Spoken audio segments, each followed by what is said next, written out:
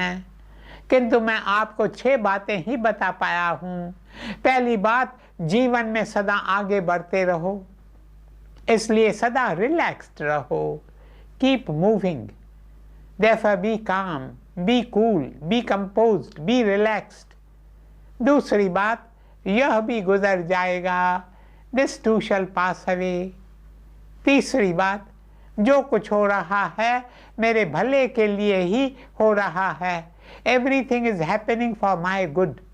चौथी बात, छोड़ दो, प्रभु पर छोड़ दो, let go, let God।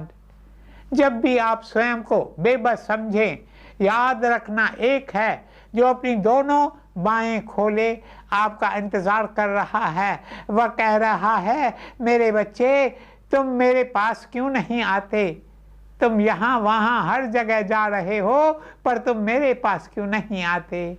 मैं तुम्हारी सारी समस्या सुलझा दूंगा। पांचवी बात, What is impossible for man is possible for God।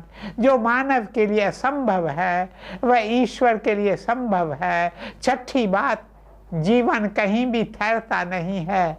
Life never comes to a standstill, life never comes to a stop, every end is a new beginning।